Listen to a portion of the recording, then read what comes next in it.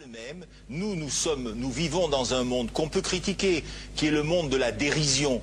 Vous le savez bien, dans les médias, je dirais, le monde de la dérision, on se moque de tout. Le fait que ça se fasse me satisfait. Parce que ça veut dire que nous avons, qu'on est libre. Peu à peu... Il faut qu'on soit beaucoup plus sage que ça, qu'on rentre pas dans ces provocations. Et c'est pour ça que... C'est l'autocensure, ça, Jamel. Tu comprends ce que je veux dire? Si on commence à pas faire de dessin pour pas choquer les musulmans... Non, si on fait... Pour moi, c'est de l'autocensure. C'est la fin de la liberté d'expression. Pour moi, la liberté d'expression, la liberté d'expression et le respect sont mariés ensemble. Oui, mais ça... Moi, je suis pour la liberté d'expression. Mais si je vais blesser une personne, pourquoi blesser la personne?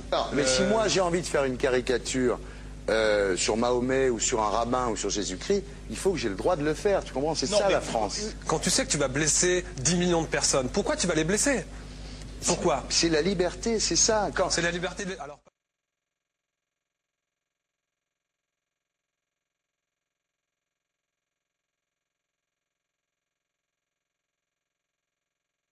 Non, mais vous pensez pas que c'était à vous de vous excuser, non? En disant le sketch n'était pas très drôle, je suis désolé si j'ai blessé des gens, voilà, excusez-moi, voilà, c'est une connerie. C'est mon travail.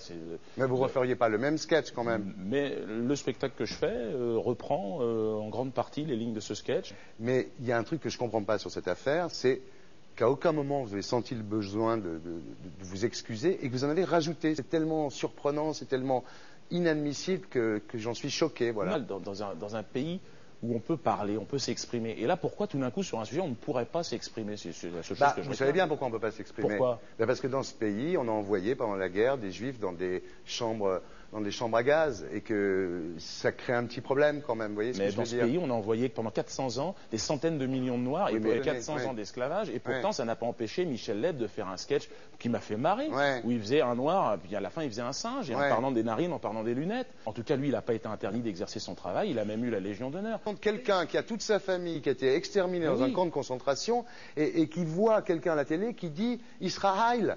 Vous vous rendez compte? Enfin, je ne sais pas. Oui, mais on peut pas. Il y a des moments où même si on connaît les gens, même si on les a invités, on leur dit non, c'est plus possible. Comme Alain Soral, qu'on a reçu ici d'ailleurs. Vous l'avez reçu, Alain Soral. Mais qu'on ne recevra plus, parce que compte tenu de ce qu'il a dit, on ne peut pas le recevoir. Vous vous rendez compte de ce que vous arrivez à dire? Je trouve incroyable que j'ai pu faire un sketch sur le mollah Jean-Christophe, j'ai pu faire un sketch sur le curé. Là, je fais un sketch sur un colon israélien, et tout d'un coup, c'est l'hystérie. Non, moi je vous trouve, vous le savez bien, je vous ai toujours trouvé très drôle et en plus très bon comédien. Et je suis un peu désolé, pour vous dire la vérité, je vous parle amicalement, je suis un peu désolé de vous voir vous enfoncer là-dedans, parce que c'est peut-être la dernière fois que je vous invite, Diodo. Si je ne suis plus invité, je ne serai plus invité. Mais je ne peux pas aller contre ma conscience, c'est contre ma dignité. Je ne peux pas. J'ai une dignité et j'ai une conscience. Est-ce que vous êtes prêt là, Est-ce que vous êtes prêt là? Quelles excuses êtes-vous prêt à faire là? Et c'est pour ça que... C'est l'autocensure, ça, Jamel. Tu comprends ce que je veux dire? Si on commence à pas faire de dessin pour pas choquer les musulmans... Non, c'est de l'autocensure. C'est la fin de la liberté d'expression. Pour moi, la liberté... Et là, pourquoi tout d'un coup, sur un sujet, on ne pourrait pas s'exprimer? C'est la seule chose que je Vous savez bien pourquoi on ne peut pas s'exprimer. Pourquoi? Parce que dans ce pays, on a envoyé pendant la guerre des juifs dans des chambres à gaz et que ça crée un petit problème quand même. Vous voyez ce que je veux dire? D'accord, mais si moi j'ai envie de faire une caricature sur Mahomet ou sur un rabbin ou sur Jésus-Christ, il faut que j'ai le droit de le faire. Tu comprends? C'est ça la France. Quand tu sais que tu vas blesser 10 millions de personnes, pourquoi tu vas les blesser? Pourquoi? C'est la liberté, c'est ça. Et là, pourquoi tout d'un coup, sur un sujet, on ne pourrait pas s'exprimer? C'est la seule chose que je Vous savez bien pourquoi on ne peut pas s'exprimer. Vous vous rendez compte de ce que vous arrivez à dire? C'est tellement surprenant, c'est tellement inadmissible que j'en suis choqué. Voilà. Vous l'avez reçu, Alain Soral. Mais qu'on ne recevra plus, parce que compte tenu de ce qu'il a dit, on ne peut pas le recevoir. Par un Néerlandais, musulman, même... Tous deux juifs... arrêtez, chaque fois que vous parlez de quelqu'un, de dire qu'il est juif ou pas juif ou machin, parce que ça va finir comme Le Pen.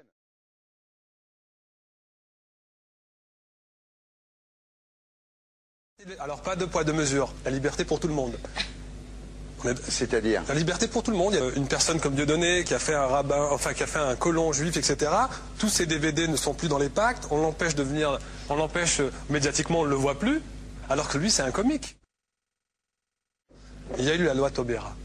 Ouais. D'accord? Il y a eu plusieurs lois qui ont été faites contre l'antisémitisme Et moi, je fais un appel aujourd'hui de faire une loi contre l'islamophobie.